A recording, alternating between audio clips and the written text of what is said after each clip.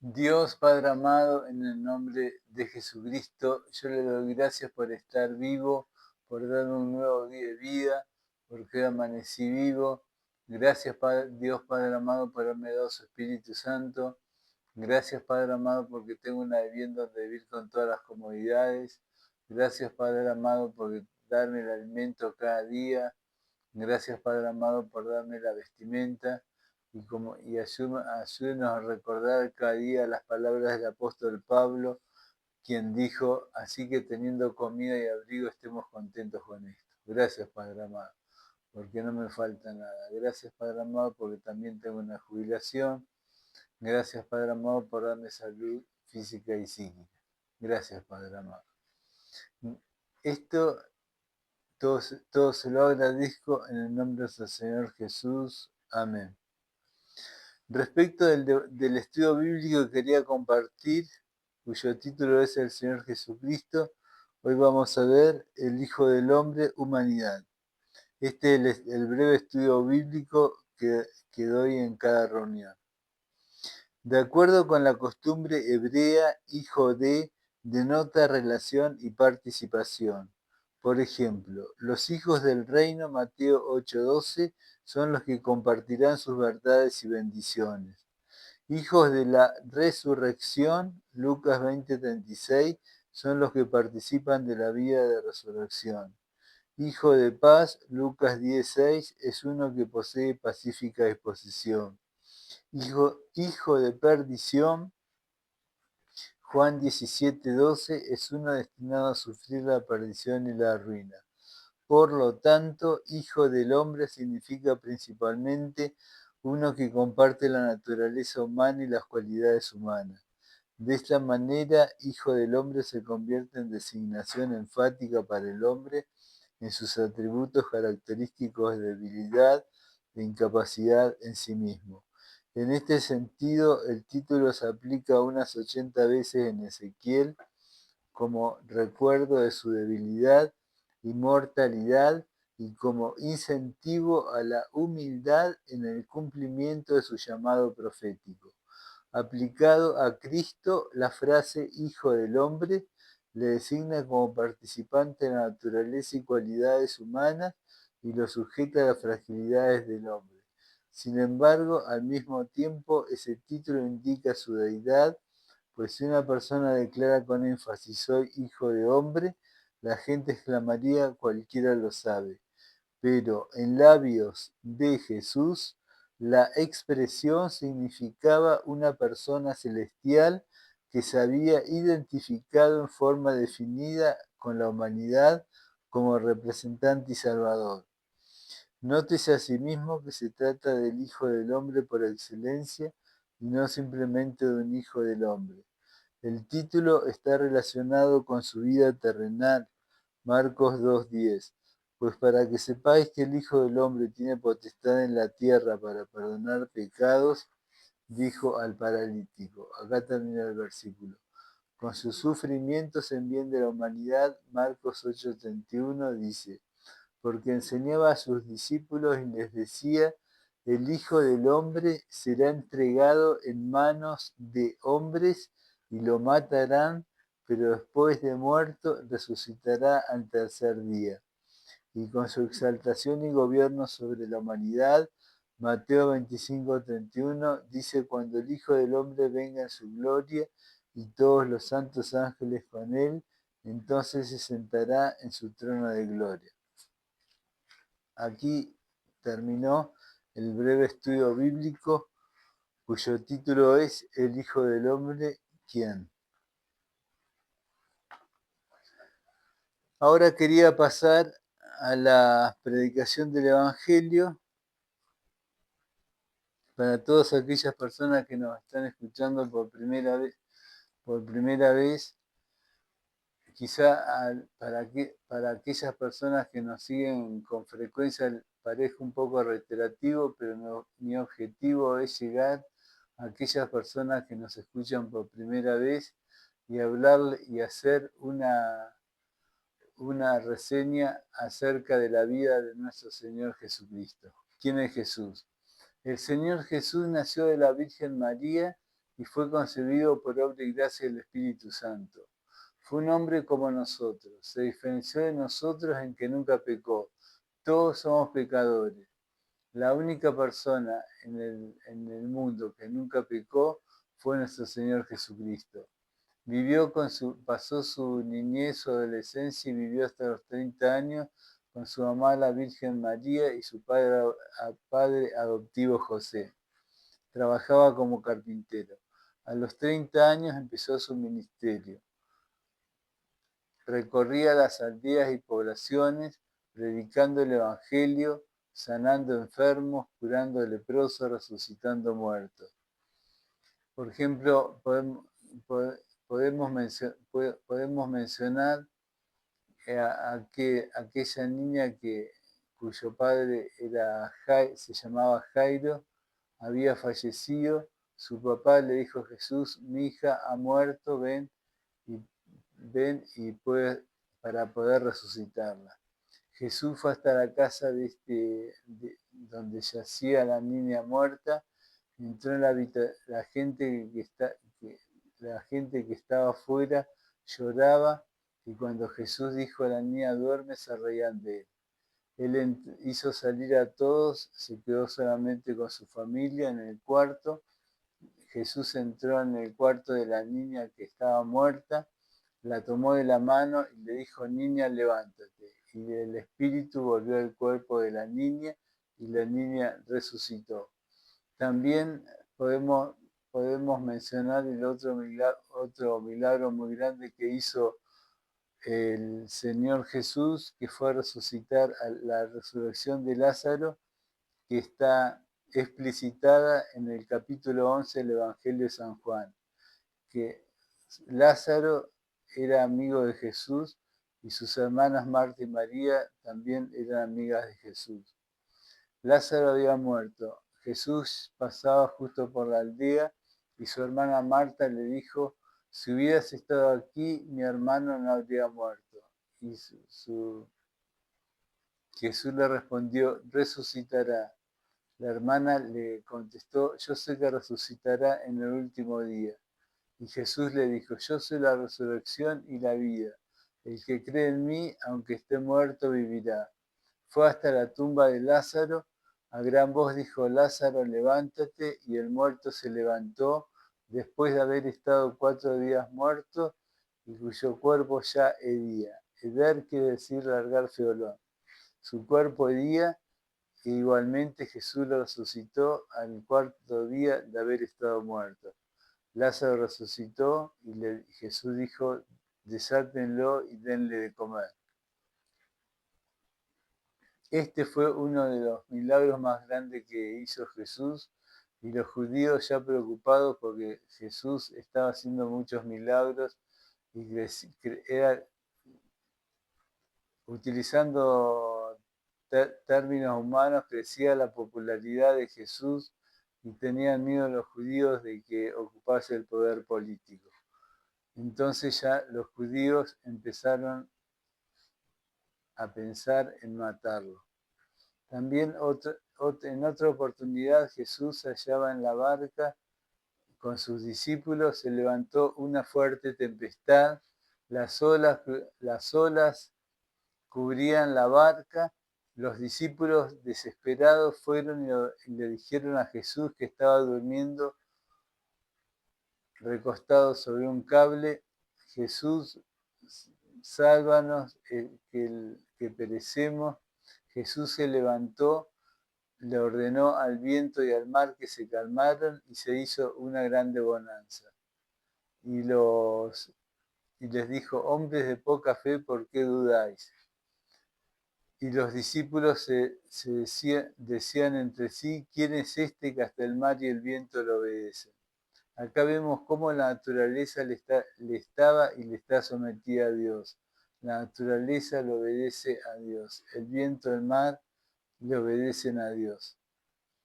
También había también otro episodio, otro milagro que hizo el Señor Jesús, fue con los 10 leprosos samaritanos. En una aldea había 10 leprosos samaritanos.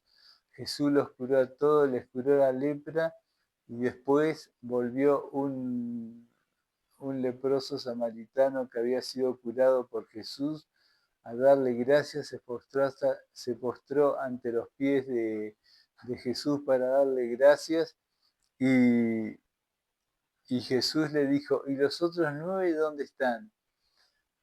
Habían sido curados 10 y solo uno volvió a darle gracias. Este episodio evangélico nos deja como moraleja para nosotros que tenemos que aprender a ser agradecidos con Dios, así como peticionamos a las autoridades, podemos hacer peticiones ante Dios y si están de acuerdo con su voluntad y son cosas buenas y pedimos con fe, Dios nos las va a conceder, pero siempre tenemos que darle gracias a Dios por ejemplo,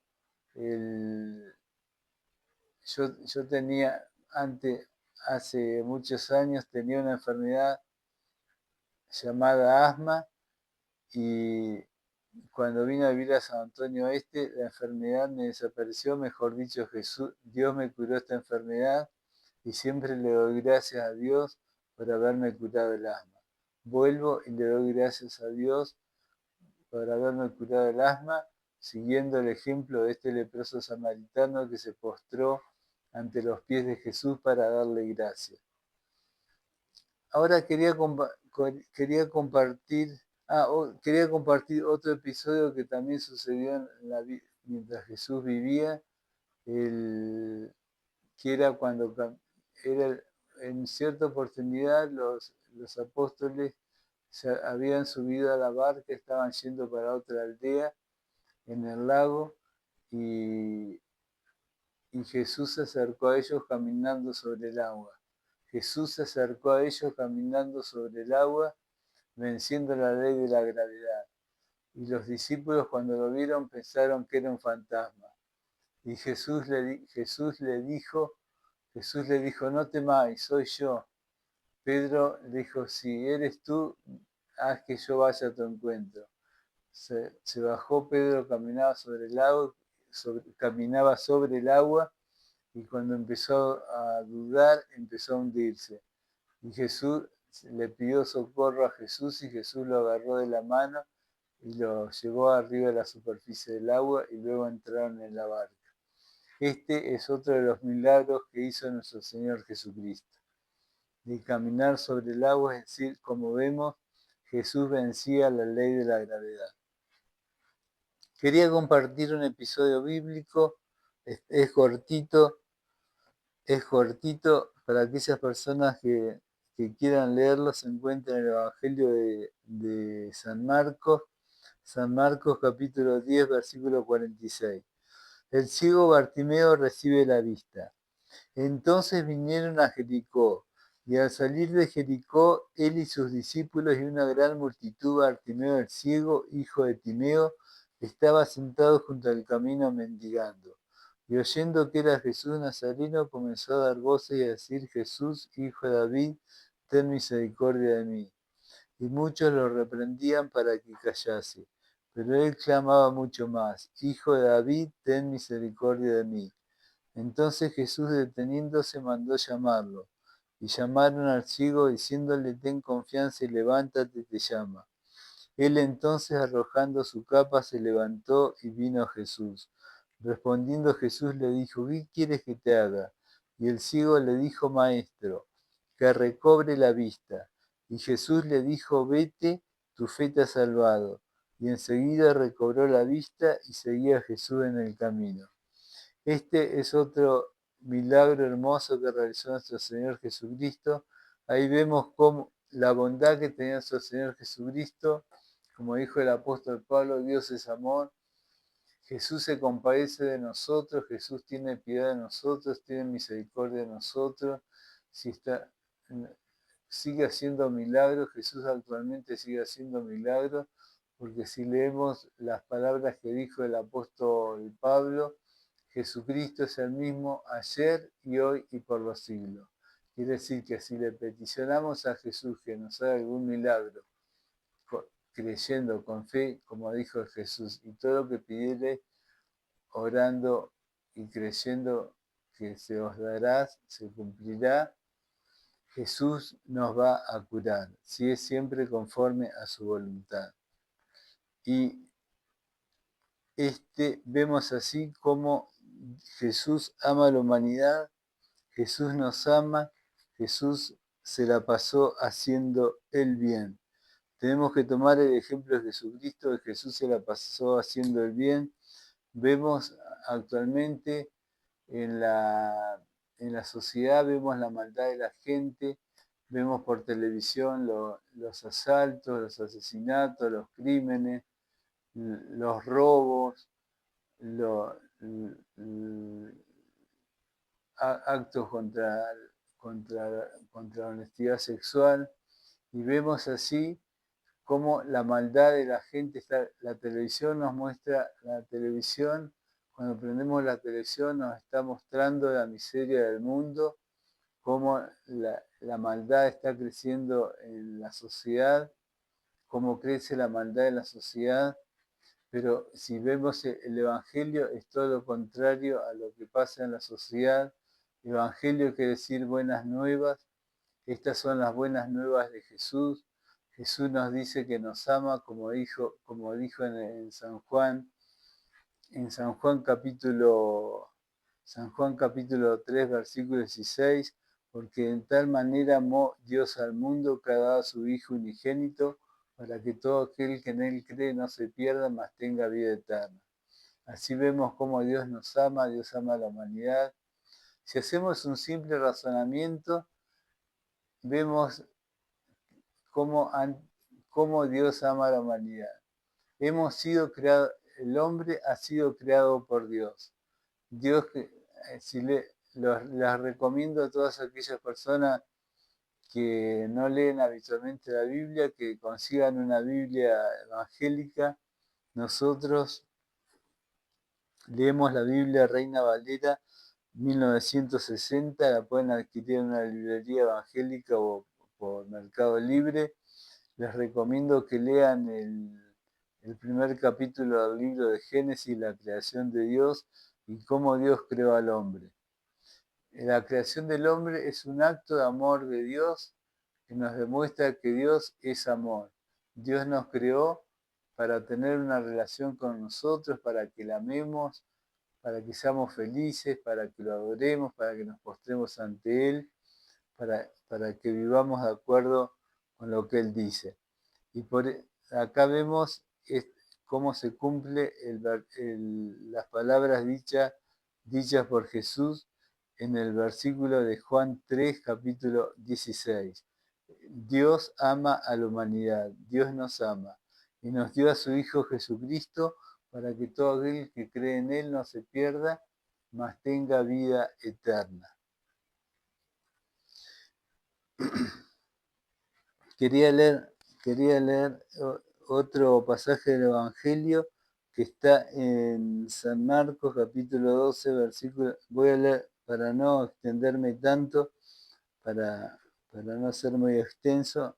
Así le doy la palabra al hermano Fernando Ham. Quiero leer 4 versículos. San Marcos, capítulo 12, versículo 28. El gran mandamiento. Acercándose uno de los escribas que los había oído disputar y sabía que les había respondido bien, le preguntó: ¿cuál es el primer mandamiento de todos? Jesús le respondió: el primer mandamiento de todos es: oye Israel, el Señor nuestro Dios, el Señor uno es. Y amarás al Señor tu Dios con todo tu corazón y con toda tu alma y con toda tu mente y con todas tus fuerzas. Este es el principal mandamiento. Y el segundo es semejante: amarás a tu prójimo como a ti mismo. No hay otro mandamiento mayor que estos. Entonces el escriba le dijo: bien, maestro, verdad has dicho, que uno es Dios y no hay otro fuera de él. Y el amarle con todo el corazón y con todo el entendimiento, con todo el alma y con toda la fuerza y amar al prójimo como a uno mismo, es más que todos los holocaustos y sacrificios. Jesús entonces, viendo que había respondido sabiamente, le dijo: no estás lejos del reino de Dios. Y ya ninguno osaba responderle. Acá vemos en el gran mandamiento de Dios que en el Nuevo Testamento es como que resume los 10 mandamientos de Éxodo 20, lo resume en estos mandamientos. Amar a Dios con todo el corazón, con toda la mente y con todas las fuerzas, y amar al prójimo como a sí mismo. Bueno, para aquellas personas que nos están siguiendo a través de las redes sociales, les recomiendo que lean también el capítulo. Para todas aquellas personas que nos están siguiendo a través de las redes sociales, les recomiendo que lean el capítulo 20 del libro de Éxodo, donde están los 10 mandamientos, que sintetizados serían así. Quiero reiterarlos porque hay gente que quizá no tiene material bíblico, material de lectura. Los 10 mandamientos que Dios le dio al pueblo de Israel en el monte Sinaí son sintetizados. No los digo con todo detalle, pero son sintetizados esto. Amarás al Señor tu Dios con todo tu corazón. Amarás al Señor tu Dios por sobre todas las cosas. No tomar el nombre de Dios en vano. Santificar las fiestas. Honra a padre y madre. No matar. No fornicar. No hurtar. No levantar falso testimonio. No desear la mujer de tu prójimo. No desear los bienes ajenos. La única palabra que quizá no hay gente que no conoce bien es el mandamiento, creo que es el sexto mandamiento, que dice no fornicar. Fornicar es mantener relaciones sexuales fuera del matrimonio. Acá Dios le dijo al pueblo de Israel y nos dice también a nosotros que el mandamiento de él es no fornicar. Dios no quiere que forniquemos. Tenemos que sería lindo que en la sociedad actual los padres les enseñen a sus hijos que el sexo se debe mantener dentro del matrimonio. Y antes de mantener relaciones sexuales fuera del matrimonio, fornicar. También el adulterio, que Dios condena el adulterio, que es cuando una persona casada mantiene relaciones sexuales con otra que no es su cónyuge. Esto es el adulterio. Y también dice el apóstol Pablo dice, no erréis, ni los fornicarios, ni los adúlteros. El apóstol Pablo dice, no erréis, ni los fornicarios, ni los adúlteros, ni los que se echan con varones, ni los borrachos, ni los estafadores, ni los ladrones, ni los heredarán el reino de Dios. Quiero compartir esto espero que sirva como consejo para todas aquellas personas que nos están escuchando, que son jóvenes todavía, que quizá nunca le enseñaron, quizá no fueron nunca a una escuela bíblica, no hicieron el catecismo. Que espero que esto les sirva a aquellos jóvenes para que cumplan los mandamientos de Dios. Y si cumplimos los mandamientos de Dios y los preceptos y principios que están contenidos en el Nuevo Testamento, si cumplimos los mandamientos de Éxodo 20 y los principios y mandamientos de Éxodo 20, vamos a heredar la vida eterna. También el Señor Jesucristo dijo más adelante en el libro de San Juan, de cierto os digo, el que cree en mí tiene vida eterna. Y para ir terminando, a los 33 años a Jesús lo crucificaron en una cruz. Le clavaron sus manos y sus pies en una cruz, lo hicieron sufrir, le pusieron una corona de espinas, un soldado le atravesó el costado con una lanza, lo torturaron. El Señor Jesús fue torturado por los soldados israelitas, por el pueblo israelí, fue torturado y sufrió. Recordemos siempre esto, todo el sufrimiento vicario que tuvo nuestro Señor Jesucristo, porque ahí lo hizo por amor a nosotros. En su lugar, en la cruz tendríamos que haber estado cada una de las personas integrantes de la humanidad. Pero Jesús tomó nuestro lugar y murió en la cruz para darnos vida eterna y perdón de pecados. Al tercer día, Dios lo resucitó de los muertos y actualmente Él está vivo con un cuerpo glorificado, sentado a la derecha de Dios. También está en medio de nosotros, dice el Evangelio, porque cuando 2 o 3 se reúnen en mi nombre, yo estaré presente en medio de ellos. Y también el apóstol Pablo dice que el Señor Jesús, el Espíritu del Señor Jesús, habita dentro del cuerpo del creyente. También, y para finalizar, quería recordar el versículo bíblico que cuando dijo el Señor Jesús: si ustedes siendo malos saben dar buenas dádivas a vuestros hijos, cuánto más vuestro Padre Celestial dará buenas cosas a los que le pidan. Acá vemos cómo que si le pedimos cosas a Dios, cosas buenas, y cumplimos sus mandamientos, y es conforme a la voluntad de Dios, Dios nos lo va a dar, porque como dije anteriormente, Dios nos ama, Dios es amor. Gracias por escucharme, gracias por la oportunidad.